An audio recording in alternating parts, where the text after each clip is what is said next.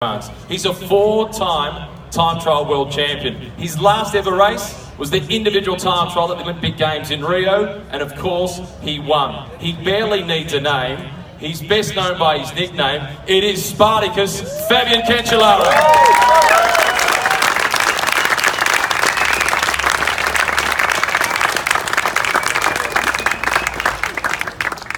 What I want to know first is, where did the name Spartacus come from, and who came up with it?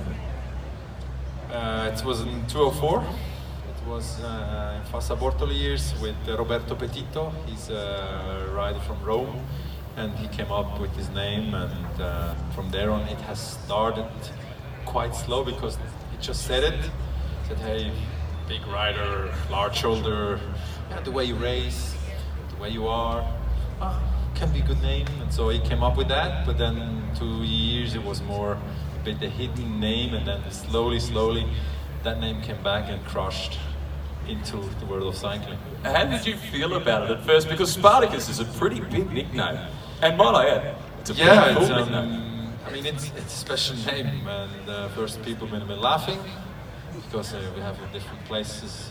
I mean, in Germany the name has, yeah, it is the movie, of course. It's the history of it, and if you go into a bit the details, how he was, I mean, he took care to the people. He was a fighter in the arena. He died. That's a bit pity. I didn't die. I just make people like not dying, but I retired. This has not punished, but people comes now, even I mean here now and or home or where I'm traveling, and they feel sad. I don't ride anymore, and so it's like I died out in another way. Not I didn't die. I retired on the Olympic Games on highest. That's the good thing, but people is sad. So this is maybe also can have some similarity, and that's why I think yeah, it's. I mean, I felt pretty honored on the end to have that name, and yeah, I felt like a gladiator. It's a pretty cool. It's a pretty cool nickname. I think all of us are sad about you retiring, but I think most of the guys that race were pretty happy when you retired. Yeah, this is how it is. I think you have always two sides. I think, yeah, you've been up there and you have to defend, because there's a lot of others that want to win those races, and if one says no, I don't want to win it, no, you want to win that too, because everyone that races, I was racing to win bike races and not just to go on the start and have a nice ride.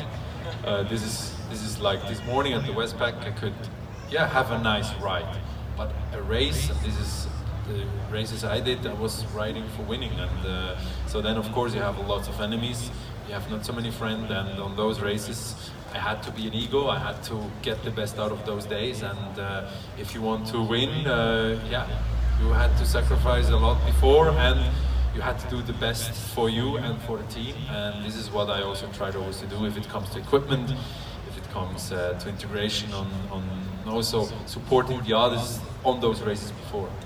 Fabian, you're obviously aware that Mike Turter, it's his last race as race director, 22 years. Every year I would ask him, Mike, who do you want to get, who's your number one? He'd always say Fabian Cancellara. I'd love to get Fabian. Every year. Here now, you see? You've made his day. I did the Westpac challenge this morning. That's cool. How have you enjoyed the week? You haven't been here before. Have you been pleasantly surprised by the atmosphere and the roads and the people? Yeah, first of all, I mean, yeah, Mike, he mentioned that many times also to me, and he felt sad that I never came to race, or even now. I'm here now, but not racing the Tour Down Under, like the real race. But on the other hand, yeah, this is how it is. I was at my priorities, and it's nothing against the country, nothing against the race, the fans, and the beauty of it. What I have really explored these days. I feel somewhere I feel sad that I haven't really raced, because it's actually amazing what he and the whole organization, the group, what you all hear, what the region, I mean South Australia, Adelaide, everyone has created for this race, and this is so lovely what I have seen, and it's sad because it's such a beauty. Just the weather, honestly, this week, I think maybe the craziest week in the history of Tour Down Under. This morning was raining. I put my rain jacket out. People was looking at me. I said, yeah, I'm from Europe. We have always a jacket somewhere. But first priority, nature. So I think to have this weather is for sure a big respiration.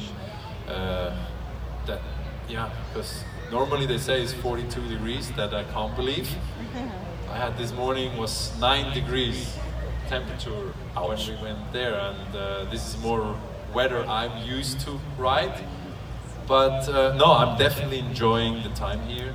Sounds like you'll be back. Yeah, I think I come back, definitely, if they will allow me to come back. What do we think? Okay, I'm coming. Guys, for the riders it's amazing because the staff members, the mechanics, and of course everyone that comes around here with this bike exposition, friends, fans, people they want to have a look, maybe people they are never been on a bike, and maybe with this 10 days Tour Down Under having here, a city gets into cycling, and this is what is good. This is unique. Honestly, it's unique. You might know Tour de France, Giro, Classics, all the races, Worlds, Olympics, but something like this I have never seen. And honestly, I've been traveling, I've been around a lot in the last years, 16 years in pro level, but like this, no way. One of the really nice moments for me this week was I came out of the lift and I saw you, and I thought I've got to interview later in the week. I should go over and introduce myself. But then I saw you with Stewie, and I thought, no, I'm not going to interrupt that. And you and Stewie were just having a chat, and it was like watching a reunion. I'm going to play this little video from the 2007 Paris-Roubaix. This goes for around about 50 seconds. I want you to watch it, and then I want your reaction. Okay.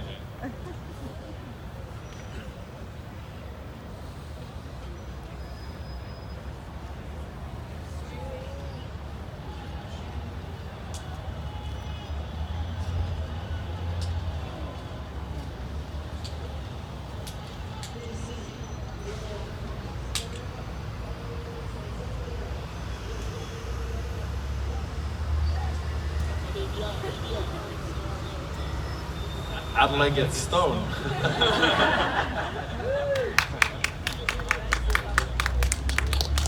That was the moment I was looking for. Stewie was in the middle of doing an interview for French television then, and French television understood that when you arrived, the interview stopped. And that embrace, you're the guy that's the #1 on the team. You'd won it the year before, and Stewie won, and you looked happier that year than you did the year before. Yeah, I think honestly I was highly proud. I mean, I was super happy, and this is what is the beauty, and I mean, this is me. Of course, the main tactic was riding again to defend and to win, and then Stewie had his role, and the role from Stewie was going into a break to cover me, or to do the tactic that was planned. So if you can follow a plan, and we said, hey, we have Stewie there. So we could easily, we didn't say easily, so it's not up to us anymore. But we had someone up there that, in any case, later on, it could be a support. It could be in a moment where the race changes or the unluck comes over, that he could take over. Because he could say in the front easily, and this was what happened, guys, I don't need to pull because the capo is at the back. and this is tactic, and this is when things come like this, and actually also on the cobbles, you have to think that, or imagine every cobble entrance is like a sprint. So we sprinted for all those entrances, and he in the front, it was not 50 or 100 people, so he could, not easily, that's a bit, sounds not right, but he could go in another way into all those cobbles and save in another way energy. And this energy in the front is different to use than on the back. And yeah, race has changed, things went differently. It was one of those days where an Australian, especially in this temperature, can really jump like a kangaroo, boom, boom, boom, boom. And honestly, also for me, that was a day of heat. And yeah, like I said, on this day things has changed. And on Arenberg, he had a puncher. And in Arenberg, I remember also the sports director said, Alain Galopet, said to him, hey, eat and drink and go just regularly, because the punch is coming from the back. And you imagine you go through the Arenberg, you go in a pace where you go, I don't say low speed, but you don't go as we went. And so he went with 60% or even less, and we went with 90 or even 100. And so he could save energy, but this is a part of a tactic, this is a part of experiences. And later on I have seen or felt, no, they look all at me. They've been everyone looking at me, and suddenly I said, go. And he went a la grande. Is it true that that morning... He deserves. Absolutely. He deserves. He's, yeah, he won many races, but then he started to be more domestic. And that's why, I mean, the picture says more than 1,000 words. Is it true that that morning in the hotel you were playing music really loud, in particular, It's a Beautiful Say Day? Everything. There is an amazing dinner coming up. Yeah, I think you done. Did you heard that from someone, or this story came out? So it's true. Yeah. I do my research, Fabian. Yeah, you see? It was an incredible day. It was a beautiful day, right? It was a beautiful day. That was the music you were playing, yeah? And you know what? This team has forgot a bit somehow to book the hotel, and we slept in a hotel we never slept before.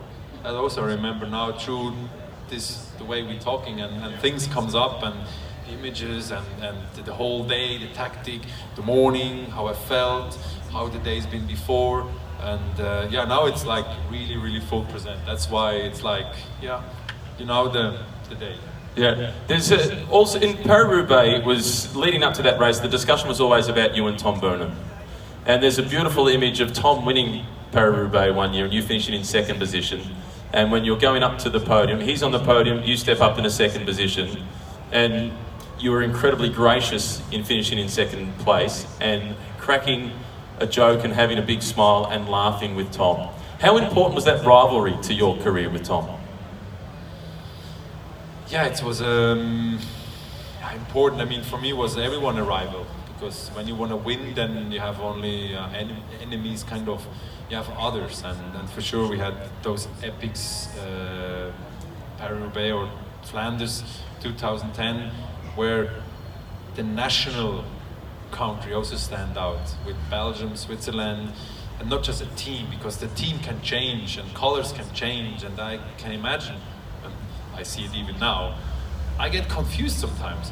This rider is there, this, which country? And so with the national champ, you see straight away from which country it is, and then, of course, it's this and that. And Tom was, for sure, also a super fast ending rider, so when it came to a sprint, he was more dominating, so for me it was more difficult. And that's why there was years where I was just arriving second or third and had no chance in those sprints, and he had this something extra what I was having more for time trials. Did he make you better in the classics, knowing that he was a rival? Did he motivate you? Yeah, motivates that I'm gonna beat him, because I wanted to win and not to come second, because second is the first loser, right? Because like, I'm Spartacus. Yeah, and third, you can say, yeah, third. I'm not first loser, and I'm not fourth, getting a wooden trophy, and fourth is not on the podium. So third is actually the best place beside winning. So also for mentally, I mean, third, you can say, okay, 2 more, but second, damn, you missed it, because you want to win. Yeah, I had multiple of those moments where you arrive second, damn, I haven't won. But third, like I said, better. I think I became every year better. I was working always hard on me. I had high expectations, and of course, everyone is helping to look into that you can make you better and stronger, because you want to beat them, you want to fight.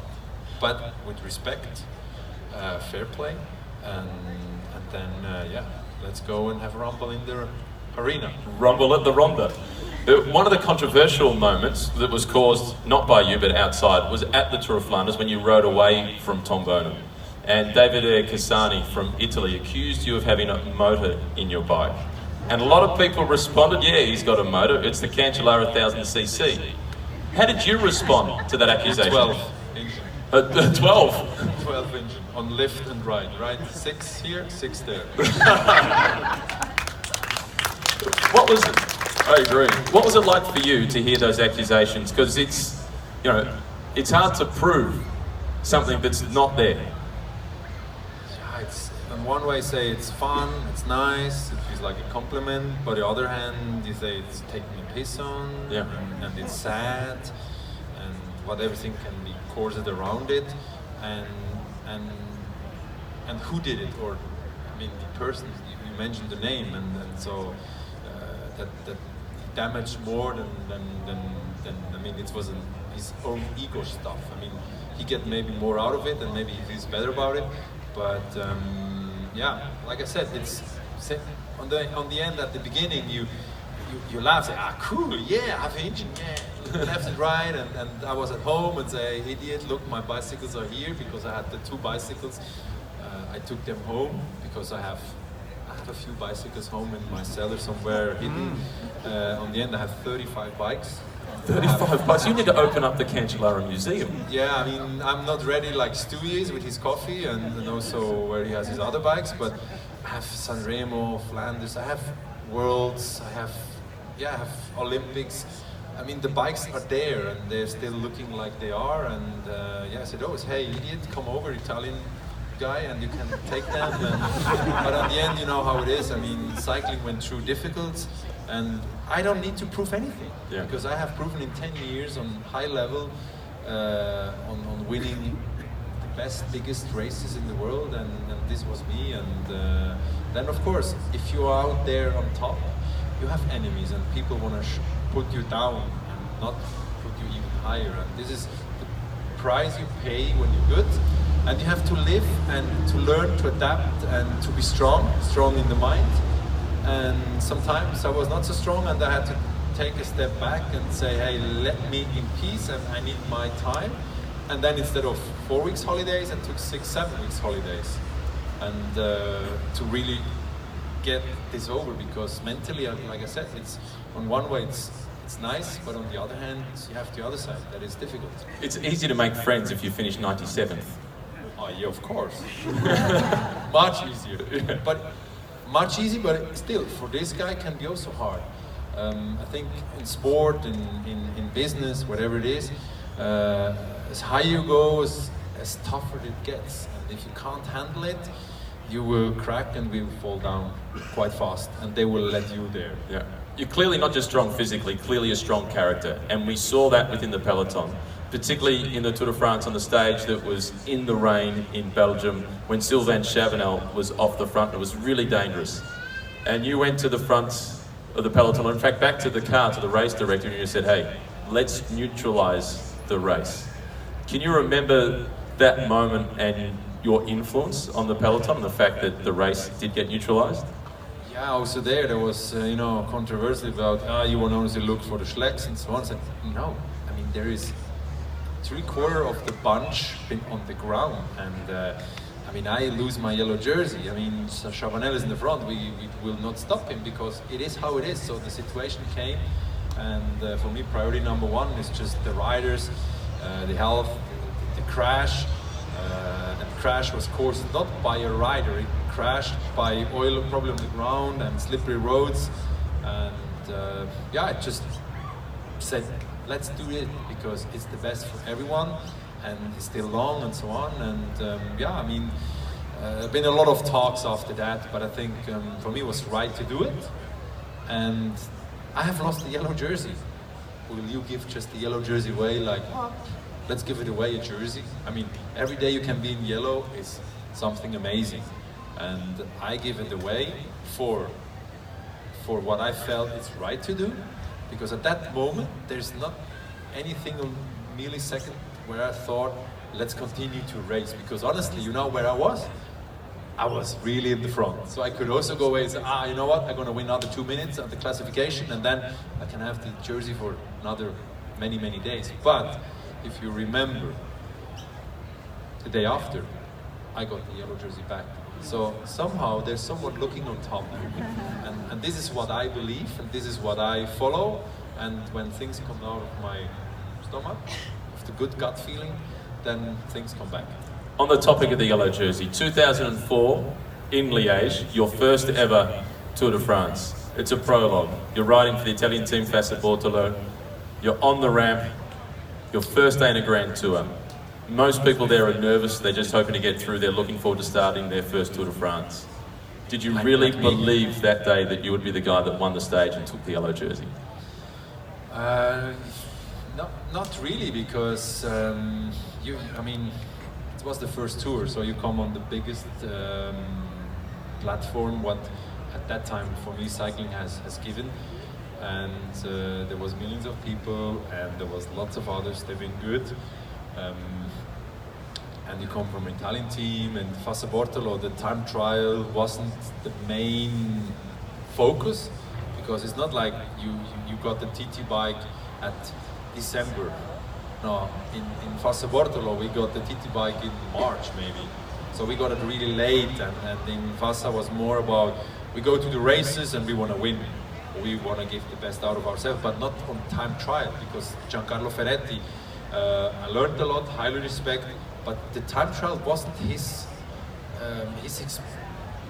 wasn't experienced enough for it, and so it was a bit a hidden thing in the team. But on the other hand, I like it. I did already other time trials have been good, prologues have been good, and then I just did what I could do, give the best out of that day, and then the door been opened to a new world where I must say I was pretty not shocked, but like impressed about being there on the top, winning and getting this yellow jersey. It was an amazing day. It's a beautiful image of you on the podium and you're kissing the yellow jersey. Yeah, it's it's unbelievable. You do the first tour, you win the prologue, and there was the big battle between Lance and Jan and others, and you win by 2.74 seconds. Maybe you remember 2.54, something like this, or even 1.93 maybe. I'm Swiss, so I'm precise. Right. Because I have seen I don't say lately the images, but I went through, I don't know, in the winter time, our winter time, that is still go on. Been watching one of the prologues, because I love the voices of Phil and also Paul that passed away. Yeah. But these amazing voices, and you can look back and seeing this not HD stuff, all this old stuff, where it's not, you see the details, and you see a Swiss boy riding on a Pinarello Mavic wheels, giving the best out. This is the beauty, to look back and seeing those images, and I feel always, getting goosebumps. And whenever the tour started on foreign soil with a time trial or a prologue, you won. Pretty much. You won in London, you won in Rotterdam, you won in Liège again, you won in Monaco in 2009. Yeah. Yeah. Good, huh? Not bad, huh? Yeah. I haven't won once in France. A prologue. But that stage to Compiègne in 2007 with the yellow jersey on, in the town where Paris-Roubaix starts. Yeah. Crazy day. It was over 7.5 hours. TV already shut down because it was 7 o'clock. You remember? Yeah, it was really late. You've been there? Yeah. So, and we had headwind. And I remember Stu was pulling, I think even the ends. And it's actually for them was really, really hard. And that was McGee and some others in the front. And for me, like, damn, we don't gonna catch them. So guys, we need to catch them, and the rest is the sprinters. But the sprinter teams, also not, I don't say, the problem was the day was so long, and so you have seen the riders on the back a bit tired, but in the front they've been playing the nice game, because with the time it make like mouse and cat and this was the same. And we came to these cobbles, and we saw them. I said, damn, I will pull, and we catch them back, and then the sprinter will do the rest. Because if we will not catch, I think McGee will get the jersey. So, and I had only this in mind. And suddenly on those cobbles, I've been just pulling, but pulling was, I don't know if it was an acceleration or not, but there was a gap. And the racer said, go, go, go, and I just went. But they've been on the left and right, thousands of people, and they just continue. And then suddenly I looked on the back and said no one. And then, yeah, like I said, I just went, and things came good. Winning in yellow, yeah. Fabian's tactic was really simple. He went to the front and he rode faster than everybody else. It's not so simple. What about your final ever race, Rio, the individual time trial? As the time trialist of your generation, of this century, what a way to go out. Thank you. Your memories of that, and knowing that that was going to be the way you would finish. Yeah, it's for me the main focus was 54.5 kilometers. This was I was training, especially when it came towards the Olympics, because before I had to deal with ending a tour, and then also emotionally wise ending a Tour de France, and then you knew it's going to be your last Olympics. It was my 4th participation. You had experiences about the Olympic Games, because the Olympic Games is not a beauty of, you have the hotel next door, the bikes are here, so you need to walk a lot. It's huge. So your impressions can also take your energy out, and you can lose a bit the focus because there's so much going on. And I try just to be as simple as possible, as easy as possible, as focused as possible with the experiences on all those Olympic Games. And yeah, and I went there, the start line, gave the best I could, and things came out quite well. Yeah, and after the finish line, when we saw Switzerland, Cancellara first, I went to Luca Guercilena, the currently Trek Segafredo team manager. Said, Luca, let's call John Burke, the owner of Trek. Let's call him. It's done. Over. I stop. Now it's over. Fabian, now you enjoy. You won the Olympics. You have a gold medal. Let's call him a bit later. But now it's not about thinking on this. No, it's over, because before I left Switzerland, I said to my family, if I'm going to win, I'm going to retire. And this is what happened. So I close a book on highest platform, what sport can give. And I said always, if I can retire, and I will love to retire on the biggest thing what sport can represent. And yeah, that this on the end came, I was, yeah, perfect way to go. More than this you can't have. Fabian, one of the riders you beat that day was Adelaide's Rowan Dennis. And he's obviously targeting Tokyo. You'll be there as a guest, I think? Yeah, I will be there as a guest. What do you think of his potential for this year? Yeah, his potential are really, really big. And we don't do pressure now, but he has it in the legs, he has it in the mind. He showed, he's the current world champion. And I don't know, who has seen the TT in Yorkshire? Yeah. So, and we don't go to the tour, we just go from the period he wasn't racing. And he came there and he crashed it, smashed it. I mean, he blown everyone away, and I mean, highly respect for what he did. And this means also for me that he has the capacity to win an Olympic gold medal. If the day goes, if the preparation, if everything goes well. And yeah, there's other riders, but to beat Ron, it's going to be hard. I think you've won just a few more fans in South Australia with that response. It's going to be hard to beat Rowan Dennis. He has it, because I mean he's a super time trial rider. He won a yellow jersey. So yeah. So I mean, and he can go fast, damn fast, I tell you. When you have those averages, yeah. In wrapping up, I want to ask you about the Tour of Flanders in 2016. Peter Sagan was away on his own, and you were coming to the finish with Sepp van Mark. You were always going to beat Sepp van Mark in the sprint for second place, but he made it pretty clear out of respect, he didn't want to sprint against you because he figured that might be your last Tour of Flanders. How much pride does that fill you with, that you had that much respect from the other classics riders? This is like kind of winning, because earning such a respect is even more. I mean, it's really, really special, and that's why a second place like this. And even I said before, second is first loser. This wasn't losing. This is okay. I lost because second, yeah. But you get something out of this that means a lot, a lot. This is like I said, I haven't won Roubaix, but it felt like winning, and I was smiling more than the year before. I was so happy for Stewie, and to get this from Sepp he said, look, it's respect to your career, and it's your last Roubaix, because I said, I'm gonna retire anyway. But we still don't know when. The one day will come when it's the retire day. And having this from Sepp, I mean, it means also a lot to me. Sepp spoke on behalf of the peloton, and that also reflects on the way the entire cycling community feels about Fabian Cancellara, better known as Spartacus. Put your hands together for the reigning Olympic Games of gold medalist. Thank you very much. Thank you. Thank you.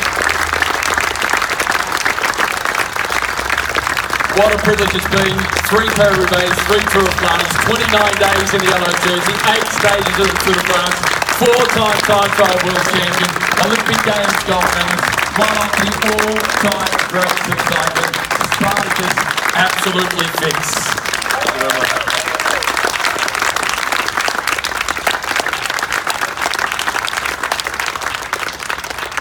Just one thing. We have talked now always about me and me and me, and sorry for you, that's another question, but also one thing, he has birthday. And also, he's doing such a great job for cycling, and I have seen him in the European races and so on, and also thank you to you, what you have done, and it was always really nice, and yeah, happy birthday.